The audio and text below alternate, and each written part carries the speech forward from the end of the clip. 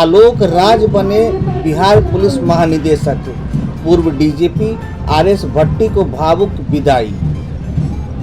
Bihar police मुख्यालय में आज एक विशेष समारोह का आयोजन किया गया, जिसमें 1989 बैच के आईपीएस अधिकारी आलोक राज ने बिहार पुलिस महानिदेशक डीजीपी का पदभार ग्रहण कर लिया। इस मौके पर पूर्व डीजीपी आरएस भट्टी भी मौजूद रहे, जिन्होंने भावुक होकर अपने सहयोगियों से विदा ली। आरएस भट्टी, जो अब पूर्व डीजीपी के रूप में सेवानिवृत्त हो चुके हैं, ने अपनी विदाई समारोह में अपने अनुभवों और भावनाओं को साझा करते हुए कहा कि उन्होंने हमेशा पुलिस विभाग और जनता के हित में काम करने की कोशिश की है। विदाई के दौरान उनकी आंखें नम थी, जो उनके विभाग के प्रति समर्पण को दर्शा रहा था।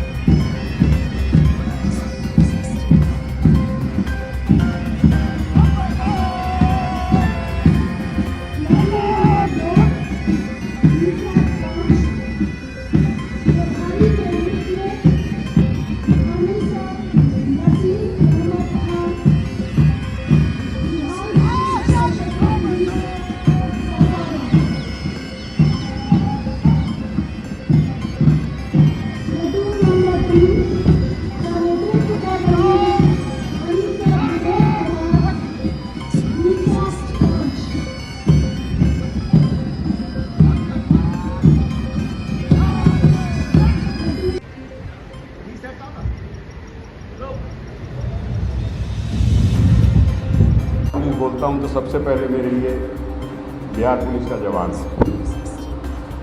लास्ट में वरीय पदाधिकारी,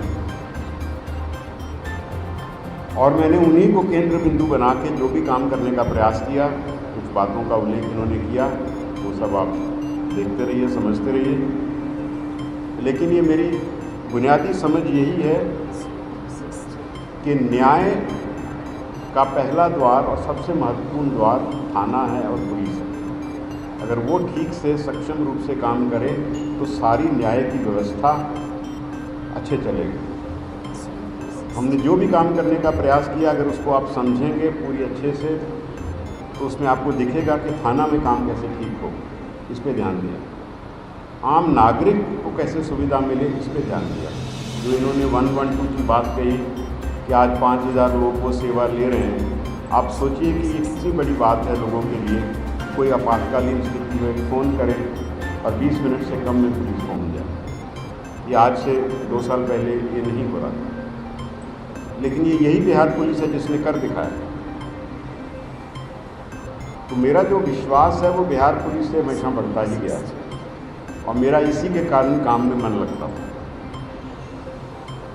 इसलिए बिहार पुलिस में और पदाधिकारियों में इस बात की क्षमता है कि कोई भी अच्छा काम शुरू कीजिए, उसको अच्छे से ट्रेनिंग दीजिए, उसको समझाइए, वो बात को पकड़ता है और आगे बढ़ाता है।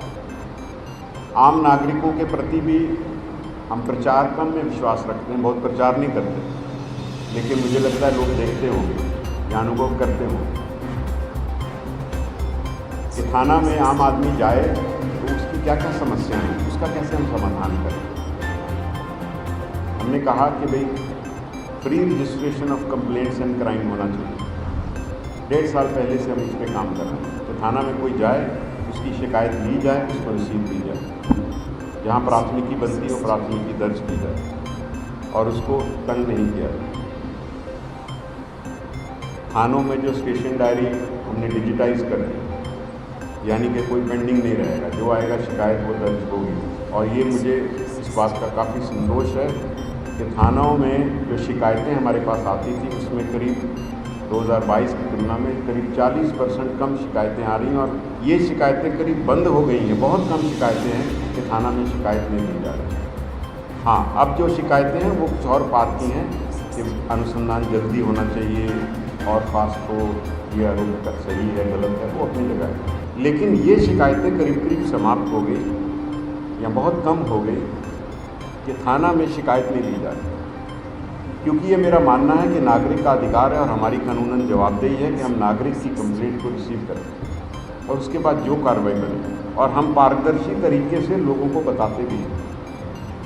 आप हमारा जो सोशल मीडिया की बात कह रहे हैं वो भी नागरिकों के अधिकार के लिए ही है। अगर 12 लाख लोग उसके साथ जुड़े हैं 1.5 साल में तो कोई कारण होगा तो जुड़े हैं। हमने कहा जो बड़ी घटना होती है उसका प्रेस रिलीज भी डाल दीजिए, सच बताइए, झूठ मत बोलिए, क्योंकि जब तक आप सही बात नहीं करेंगे, अपना काम नहीं करेंगे, लोगों में विश्वास नहीं बढ़ेगा। पदभार ग्रहण करने के बाद डीजीपी आलोक राज ने राज्य सरकार का धन्यवाद देते हुए कहा कि बिहार पुलिस मुख्यालय बिहार वासियों के लिए हमेशा खुला रहेगा। उन्होंने कहा कि बिहार वासी सीधे मेरे पास आ सकते हैं और मेरे अधिकारियों के पास जा सकते हैं। आम जनता का सहयोग प्राप्त करना मेरा लक्ष्य होगा। नए डीजीपी ने पुलिस कर्मियों से 6 मूल मंत्रों के साथ काम करने की अपील की और कहा कि पुलिस की कार्रवाई से अपराधियों में खौफ होना चाहिए। उन्होंने जोर देकर कहा कि कोई भी पुरुष या महिला शिकायत लेकर आए तो हमें उनकी बात सुननी चाहिए। हमें अपने आप को मजबूत करना होगा और सत्यनिष्ठा के साथ काम करना होगा। आलोक राज ने बिहार पुलिस की कमान संभालते ही राज्य की कानून व्यवस्था में सुधार लाने और पुलिस बल को और अधिक प्रभावी बनाने की दिशा में अपने संकल्प को दोहराया। उन्होंने कहा कि वे हमेशा जनता के हित में काम करेंगे और बिहार को एक सुरक्षित और अपराध मुक्त राज्य बनाने के लिए हर संभव प्रयास करेंगे। आईपीएस अधिकारी आलोक राज मूल रूप से मुजफ्फरपुर के सरैया प्रखंड के अंतर्गत नेवरा गांव के निवासी हैं। वर्तमान में वे पटना के कंकड़बाग में अपने आवास में रहते हैं। इनकी प्रारंभिक शिक्षा पटना में हुई। इनके ससुर स्वर्गीय DN सहाय भी बिहार के डीजीपी और छत्तीसगढ़ के पहले राज्यपाल रह चुके हैं।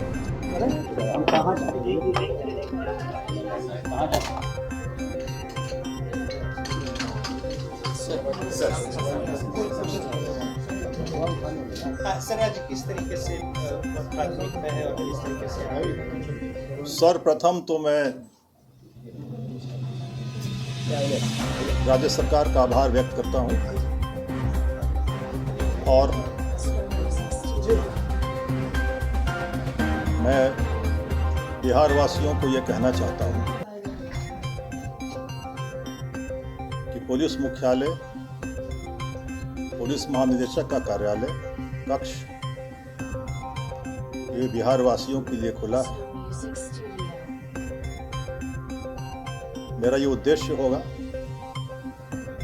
कि मैं बिहार वासियों का डीजीपी बनूं। बिहार के लोग अपनी किसी भी वैधानिक समस्या के लिए मेरे पास आ सकते हैं, मेरे पदाधिकारियों के पास जा सकते हैं और मेरा ये उद्देश्य होगा कि हम आम जनता का सहयोग प्राप्त करें और अच्छी पुलिस व्यवस्था उनके लिए प्रदान कर सकें। आप सभी के माध्यम से मैं अपने सभी अधीनस्थ पुलिस कर्मियों को एक संवाद देना चाहता हूं, पुलिस पदाधिकारियों को, पुलिस कर्मियों को, और मैं ये कहना चाहता हूं कि आप सभी 6 मूल मंत्र लेकर काम करें। 6 स की मैं बात कर रहा हूं। समय अर्थात रिस्पांस टाइम जितना कम होगा पुलिसिंग उतनी अच्छी होगी। स से सार्थक अर्थात आप जो भी कार्रवाई कर रहे हैं वो सार्थक हो, वो नजर आए कि कार्रवाई हुई है, अपराधियों में खौफ आए कि पुलिस ने कार्रवाई की है। स से संवेदनशीलता। मेरी अपेक्षा होगी कि मेरे पुलिस पदाधिकारी और पुलिसकर्मी संवेदनशील हों और पीड़ितों के प्रति विशेष तौर पर उनकी संवेदनशीलता दिखनी चाहिए। कोई पीड़ित व्यक्ति, पुरुष या महिला, कोई भी उनके सम्मुख अगर आता है अपना कंप्लेन लेकर, अपनी शिकायत लेकर, तो हमारा ये दायित्व बनता है कि हम उसकी बातों को सुने और संवेदनशीलता बरतें। इसके बाद आती है शक्ति। यदि हम शक्ति नहीं रखेंगे, हम सशक्त नहीं होंगे, तो अपराधी हम पर भारी होगा। शक्ति लाइए अर्थात हम अपने आप को इतना मजबूत करें कि अपराधी हमसे खौफ खाएं। और यह तभी संभव है जब पुलिस में हम शक्ति स्वरूप काम करेंगे। अगला स है सत्यनिष्ठा, क्योंकि यदि हम सत्यनिष्ठ नहीं होंगे, अपने कर्तव्य के प्रति ईमानदार नहीं होंगे, तो हम से जो अपेक्षा है बिहार की जनता की, समाज की, हम उसको पूरा नहीं कर पाएंगे। और इसके बाद सभी कार्रवाई के उपरांत जो अंतिम स है वह है स्पीडी ट्रायल, क्योंकि हमारा ये उद्देश्य होना चाहिए कि अनुसंधान करके हम समय से कांडों में आरोप पत्र समर्पित करें और उसके पश्चात स्पीडी ट्रायल के माध्यम से अपराधियों को सजा दिलाएं।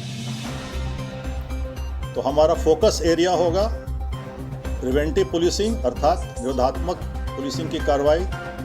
हमारा फोकस एरिया होगा अपराधियों पर रोकथाम, उन पर कार्रवाई, सख्त कार्रवाई। और तीसरा फोकस एरिया होगा हमारा अपराधियों को स्पीडी ट्रायल के माध्यम से सजा दिलाना। मैं इसके पहले निगरानी में था, वहाँ मैंने कई कन्विक्शन कराए हम लोगों ने निगरानी एक केसेस में।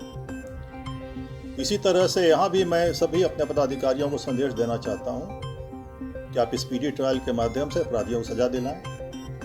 और फोकस एरिया जो हमारा है prevention and detection of crime, इस पे हमें फोकस करना है।